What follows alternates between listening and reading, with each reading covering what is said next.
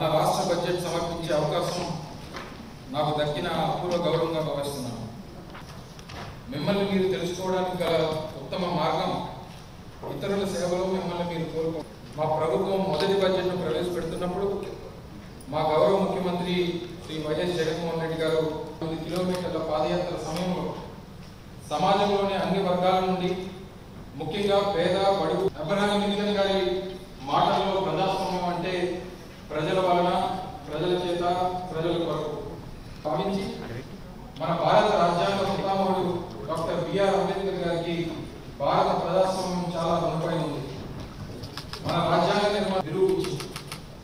అసమానతలను రూపమాపడం, వెనుకబడిన వర్గాల వారికి రక్షణ మరియు సాధికారతను ఇవ్వడం, కార్యక్రమాలు చేపట్టడానికి ఆర్థిక సహాయం చేయడం లాంటివి మా ప్రభుత్వం నైతిక బాధ్యతగా భావిస్తుంది.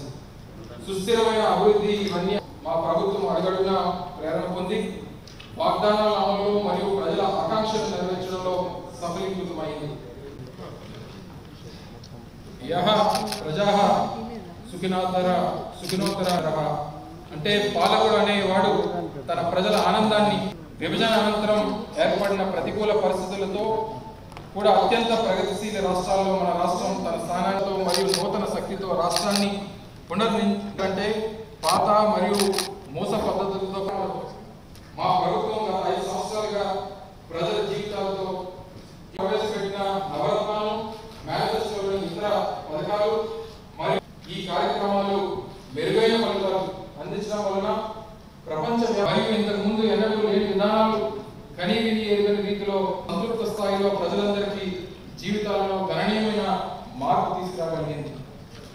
ప్రజల చేతులకు తీసుకుని వెళ్ళే దిశగా మా ప్రభుత్వం అనేక చర్యలు చేపట్టింది. కాకుండా స్థానిక సంస్థలు బలోపేతం చేయడమైంది. కమ్యూనిటీ కాంట్రాక్ట్ విధానం పటిష్టపరిచింది. దాదాపు 1,35,000 మంది ఉద్యోగులతో 15,004 గ్రామ మరియు 2,66,000 మంది వాలంటీర్లు నియమించడం ద్వారా సకాలంలో అర్హులైన లబ్ధిదారులందరికీ ఎటువంటి లోపాలు లేకుండా పారదర్శకంగా సంక్షేమ పథకాలు ప్రజలకు సేవలను మరింత చేరువ చేస్తాయి. పౌరుల రక్షణ మరియు భద్రతను పెంపొందించడానికి మా ప్రభుత్వం ఏర్పాటు చేసింది. ఉదాహరణకు Kuppam police sub division 6 police station 356 కోట్ల రూపాయలు అంచనా వ్యయంతో మంజూరు చేయగా ఇప్పటికే 729 కోట్ల రూపాయలతో 17